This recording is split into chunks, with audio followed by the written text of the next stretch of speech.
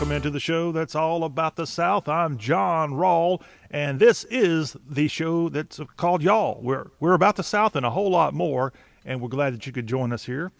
And as we begin Mondays, we really get it going when our Toccopola storyteller, Jerry Short, joins us here on the program, and that's exactly what we're going to do right now. We're going to go to Toccopola, US of A, and Jerry Short, or should I call him Crazy Jerry Short, is joining. Crazy. Crazy to match crazy Bernie Sanders. Did you have as good a Bernie weekend as Sanders. Bernie Sanders had, Jerry? Well, right now I'm more upset with that. What should I call Mike? He's a pompous jerk or something, and he's a demeaning. What is he? Elitist? Who said I that? guess. Bloomberg? Yeah, he's an elitist, and I jumped over to Bloomberg. Who was you talking about?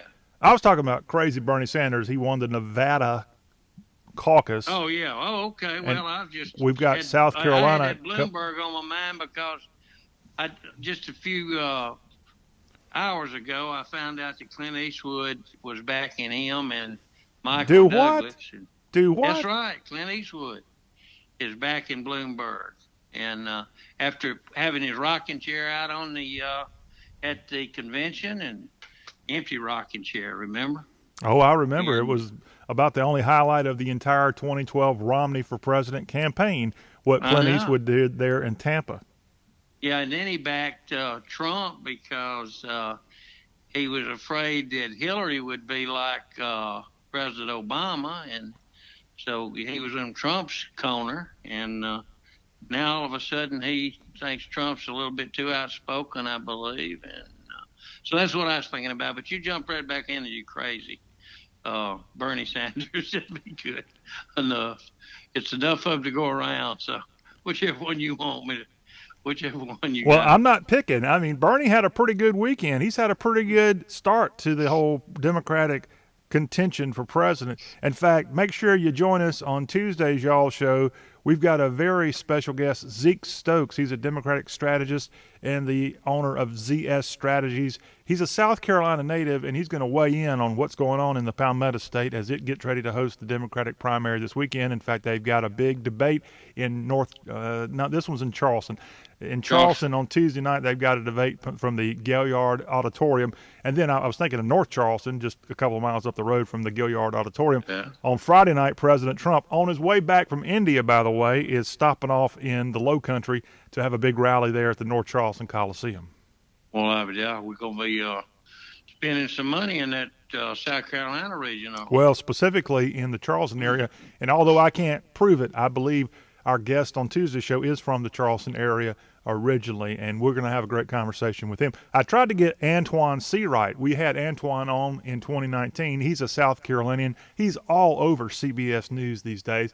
I put in a request to have him come on. He's a Democratic strategist, and unfortunately, he's too busy with CBS, and I can believe it. Every time I tune in, CBS in, there's Antoine Seawright. So this guy that's coming on Tuesday works with the same publicist there on the Democratic side. So we're going to have Well, that on that Tuesday's y'all show. But right now we got Jerry from Toccopola. Toccopola strategies. There you go. And He's our that's a, Toccopola insider. you just have to get some Toccopola.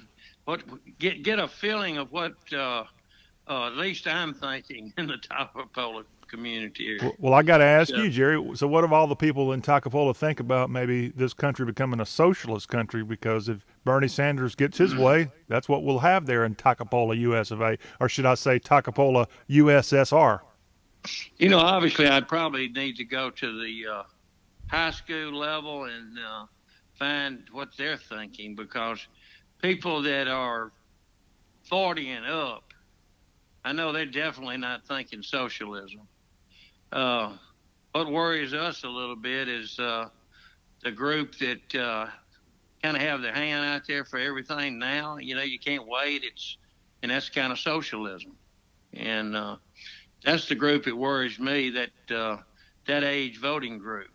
And but I think our group's going to stick together like we always have, and we're going to be red-blooded Americans, and we're going to vote for who we think will best serve America, and that's what we've always done. Uh, or tried to do. Mm-hmm. Sometimes we may have been led down that wrong path a time or two back when we were yellow dog Democrats. You talking about But back in 2016, way back in 2016, you were led down the wrong oh, path? maybe a little further than that. I may have to go back to Jimmy. I got to go back to Jimmy Carter Ah, to feel like I was read down the wrong. Well, I never was, but I had a grandmother that we would discuss it, and she would have to eat some nitro tablets to make her heart slow down, I believe. But I, anyway, I'm a she political junkie. I think you like politics. We hope most of our audience here on the Y'all Show likes politics. It's kind of an important thing, and we cover it here on the Y'all Show. It'd be easy to just forget about it, pretend it didn't happen. But it is something that that's we true. need to know about here in this part of the world we call the South. And I was watching something over the weekend, Jerry, and they talked about the idea of Bernie Sanders potentially becoming the next U.S. president if he were to win, if he were first off able to win the Democratic nomination, which is certainly a question at best as of right now, even if he had the delegates. But Well, secondly, I know. taking on Trump, is he going to be able to beat him? And someone said, can we really imagine a country electing a Democratic socialist from the great state of Vermont as our next president? And then they had to stop and go back here. Let's look at the positions of the last 30 years plus of presidents of this country, okay?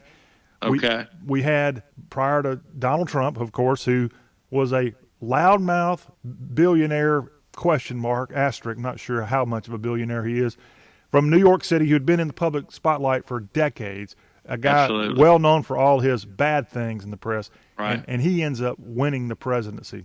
That's Trump, okay? But I don't believe he was a lawyer, so I'm gonna give him credit No, there. he Go wasn't a ahead. lawyer. He was not a Go lawyer. ahead. Then I before know. him, you had a guy that literally came out of nowhere, and a guy Yeah, absolutely. who had a profession that I had never heard of until he got in the spotlight. Well, everybody's a community organizer, John. I mean, I we got to have basketball goals set up in certain sections of town, and okay. we've got to have a playground over here, maybe guarded by a few armed guards. And you're a pretty good political organizer if you do that. Well, that's political organizing. He was a community organizer, and I'd never Yeah, that's heard of what I that meant. in my Well, life. yeah, I threw that. I think that may have been created. Oprah Winfrey may have created that job for him. They both went to the Church of Reverend Wright, where the your chickens are coming home to roost. Ah. So I think that may be where he got his background in community organizing. All right. Well, that makes a lot more sense now. We're talking with Jerry Short here on today's Y'all program. I'm John Rawl. If you want to reach us here, 803-816-1170 is the way to do just that. Our website, YALL.com. And Jerry, going back through history prior to Obama, you had George W. Bush, who, let's be honest, would never have gotten that position to even run for president if he had not been the son of Bush 41. And he Absolutely. was the governor of Texas, but certainly someone who, based on his background, was iffy at best to be elected president. A guy who didn't he admit to, what did he smoke, do cocaine at one time He or something? absolutely did, and I Okay. think it covered up a hit and run accident, maybe by his wife in Okay. Midland, Texas, or So, somewhere I out mean, that way. he overcame all that to his credit to become president. Then before And him, there's a famous word that I always sentence it. I can't let a Bush go by without me saying it. The only thing I've ever agreed with Jesse Jackson on was when he commented, you better stay out of the bushes. hey, So I had we to get talked that about in there. Jesse in hour one today. He's fighting Parkinson's pretty bad. He's in really Oh, I didn't know that. poor health. Yeah. Greenville, South Carolina native Jesse I Jackson, didn't. former Yeah, presidential candidate, by the way, absolutely. back in what, 98? Yeah, that's probably when 88. that's I'm probably sorry. when he came up with the statement, "Stay out of the bushes." I think it was 88. I'm sorry, Was it 98. that far back? Well, that was when the daddy was running. Yes, Who, he'd been going up yeah, against George. who was a progressive, I think. Mm. Yes, So that's George Jesse Senior. Jackson's story.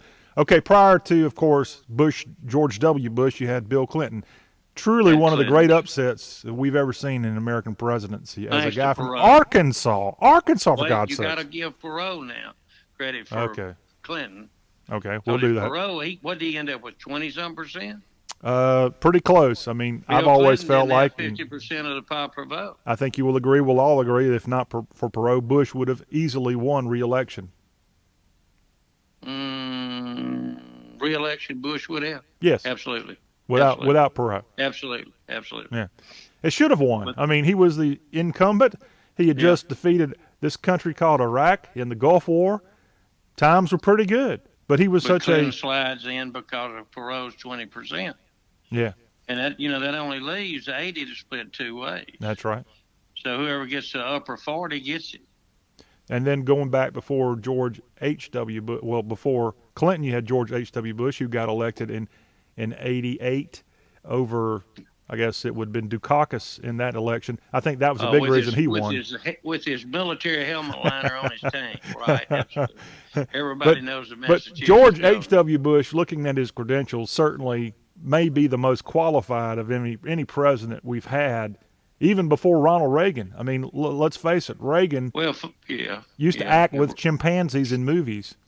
Well, my grandmother, when we would argue about, and she liked, unfortunately, she finally maybe outgrew it when she was 90. So, but she would just call him, oh, that actor. It's how she would refer to Ronald Reagan to me when I would brag on him. Yeah. Ronald Reagan. Well, that was my grandmother, not from the Toccopola side. And that was but I love her just as much. One of the best presidents. I think most people in the South would agree that we've ever seen. Ronald Wilson Reagan, the years 1981 through 89, the years of his I concur with that presidency absolutely. There. And then I'm going to stop it after we talk about the last Southerner from at least going back in history. Andrew Jackson? No. Jimmy Carter.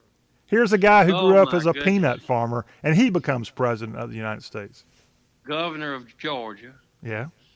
But how did he, Plains, Georgia, Billy Carter, who had a good beer named after him, his brother, and he becomes president, and then I guess a handyman for the next 40 years, right? Or so. I know his son was. I used to hammering the nail. I used to see Billy's son used to be sort of the maintenance guy for the city of Franklin, Tennessee. When I'd go to work every morning, he'd be out cleaning up trash on the streets of Franklin. Yeah, they sold mobile homes in North Alabama. Oh, okay. And then went on up to Franklin, Tennessee. You're right. And I think he helped Billy at that mobile home business. Oh, okay. Well, still, Jimmy Carter, I guess, in this run of presidents, certainly he, along with Bill Clinton, the most Southern that we've seen. And going back to our original point, can Bernie Sanders win the presidency? Absolutely, especially if you go back and, well, I'm just based on the fact that anything's possible is my whole point. It's definitely possible. You're right. But the states that he's been winning, John, they don't have enough delegates. It's, they're going to have to, the Democrats, to get him as their runner, as their runner for president, as their candidate. They have got to get some super delegates to get this thing settled at the convention, I believe, like they did for Hillary. What do you think? Well, that's still to be determined. It's going to make for an interesting next couple of 7 months or so as we get closer to November 3rd, I think, is the election day for 2020. And in Toccopola, I know they're sitting around ready to cast their vote. I think most everybody's mind's made up. Oh, is that right? And yeah, it don't usually change. It's probably been made up since 16. I would think. So we're going to go with it because there's absolutely no opposition to the president that we have incumbent right now. So I can't see anybody under maybe 30% the other way because of the youth vote. And I just do not trust the youth vote at this time. I'm sorry. Because I think they've been misled. And maybe I was misled, but yeah. I feel like they've been misled. Well, I will point out on the youth vote for Bernie Sanders' case, I watched his whole rally that he held Saturday night after he successfully won the Nevada caucus. The one at El Paso?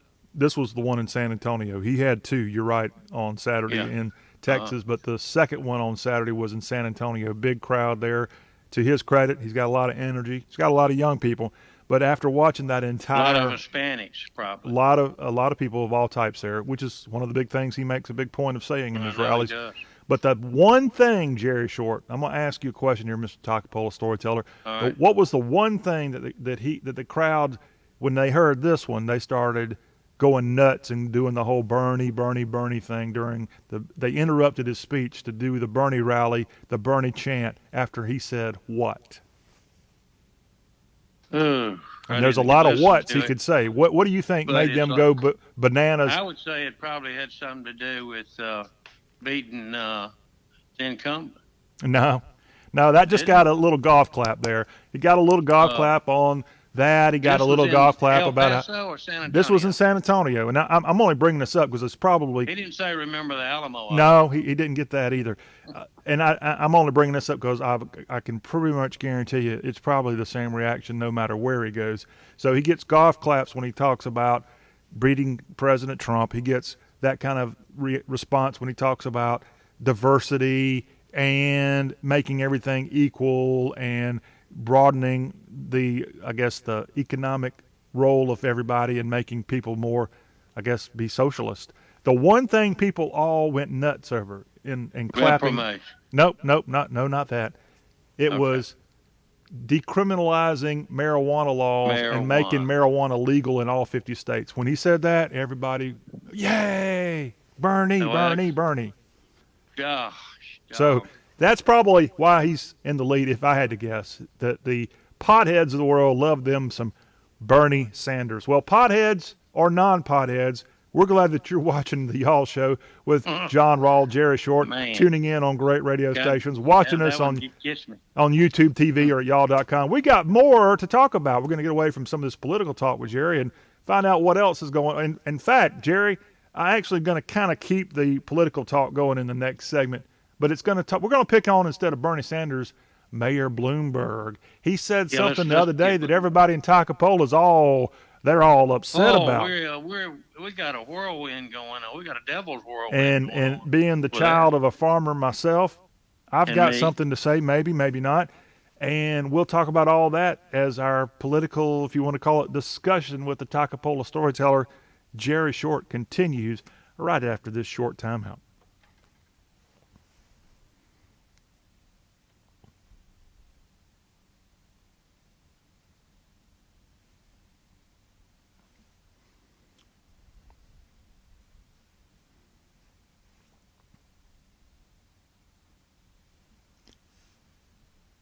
And welcome back to the Y'all Show. I'm John Rawl. You can find us each and every day at y'all.com. Y'all, the ultimate guide to the South, YALL.com. And at y'all.com, you'll see the great interviews that we do each and every day on the Y'all Show. And you'll also see, when we put them up, our Y'all TV installations. These are great video interviews with some of our guests, including a great collection of interviews we've done video-wise with the great Toccopola storyteller, Jerry Short. And Jerry's back on with us as we wrap up this Monday edition with Mr. Short, Dr. Short. And Jerry, as we were wrapping up in our segment before, we're talking a little politics. We were picking on Bernie Sanders and other people who actually have won the presidency, maybe a little bit too much. Let's talk about a guy who wants to win the presidency, and he's got more money than anybody. Michael Bloomberg, the former mayor of New York, the Republican turned Democrat, maybe back to Republican if you had to guess. And he made a statement the other day during. Let me make that statement. You go ahead. You go for it. I remember it because I've heard it from everybody I talked to in the area. Okay. And everybody in Toccopola. Sure, at Toccopola area. Yes, it won't be word for word, but he, I called him elitist a while ago. I may have been doing him a favor, but he said he could teach anyone to plant corn. Now, why corn? I don't know. He thinks he's a corn expert, but he went on to say. There's a guy on Fox News that calls him Farmer Mike. He says it's only a process, he called it, I think.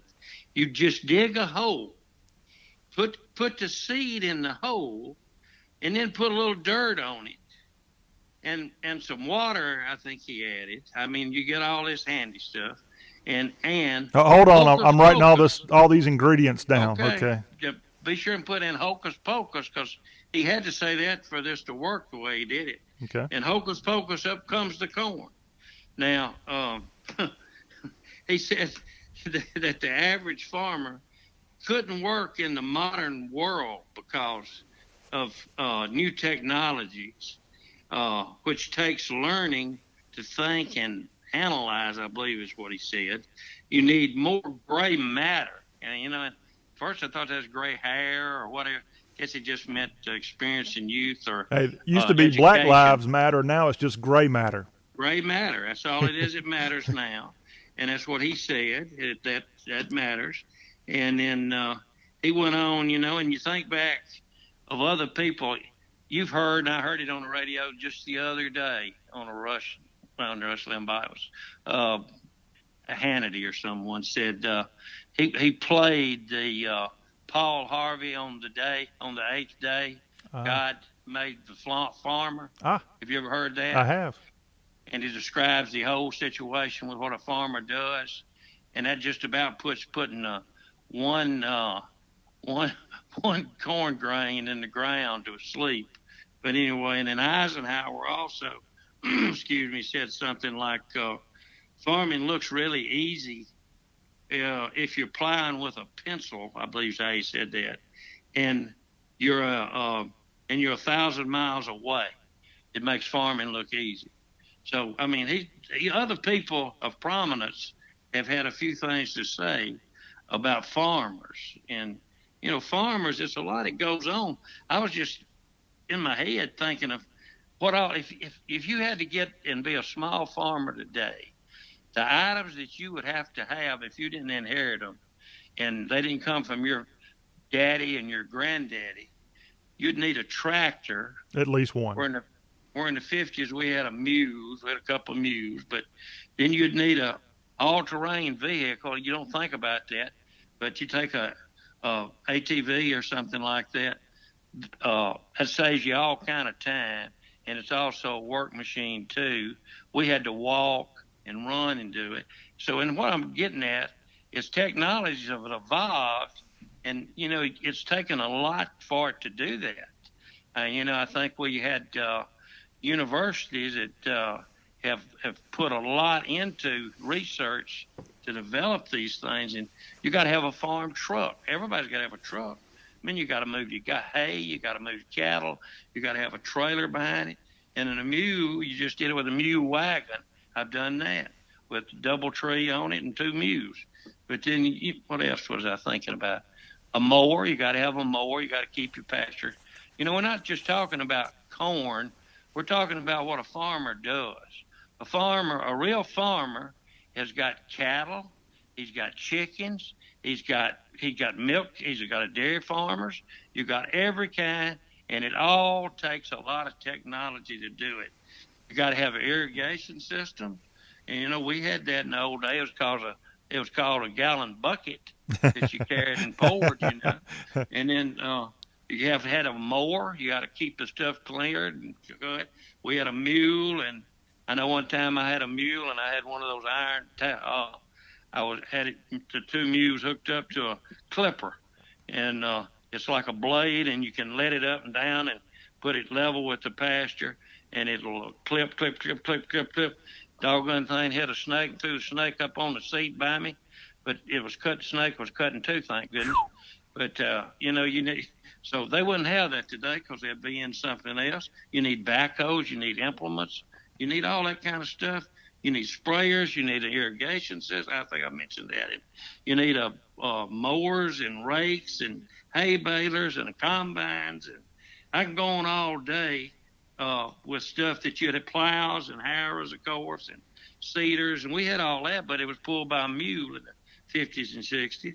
And because I remember I'd pull a cotton wagon up to the top of the hill, and I unhooked the mules to take them down to get some water. And I was riding on one, and he broke and run, and I couldn't stop the doggone mule. And I had all the harness on the mule. Mule went for the barn, and it'll do that. That son of a gun went in the barn. The top of my head caught the top of the barn door.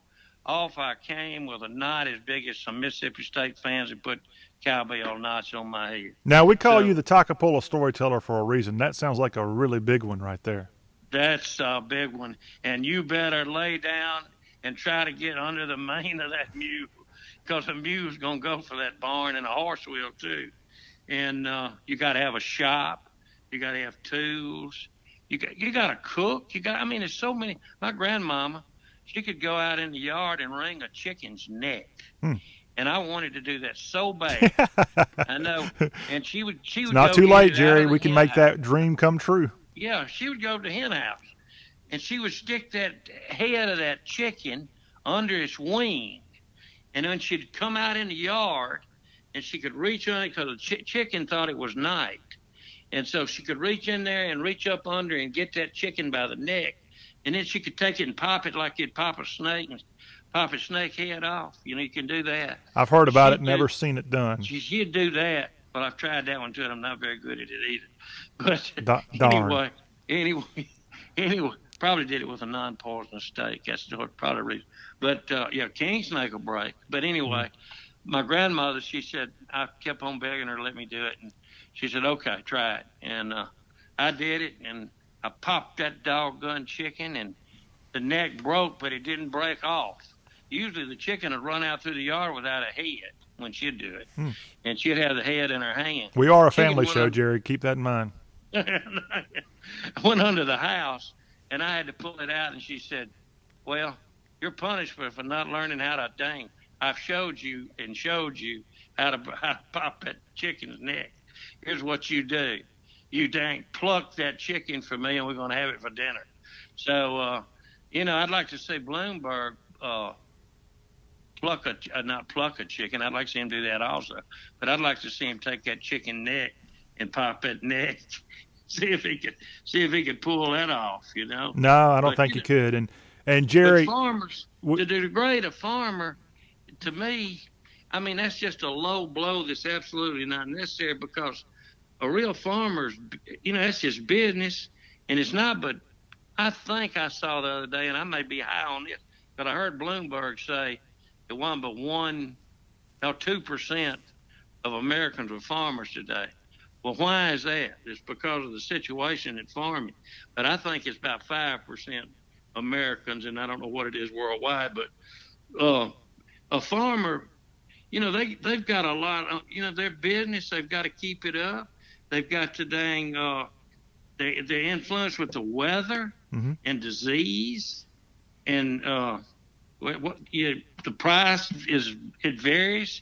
So when you plant your crop, it don't mean necessarily that it's going to sell for what you thought it was going to sell for in May. Something might happen to the market, and it might drop. So they're in for it's a lot you've got to know. Yeah, you got to know economics. You've got to, I took agriculture in high school, and I don't know how we're doing on time, but I took agriculture in high school, and I learned more math there than I did in 2 years of algebra and geometry.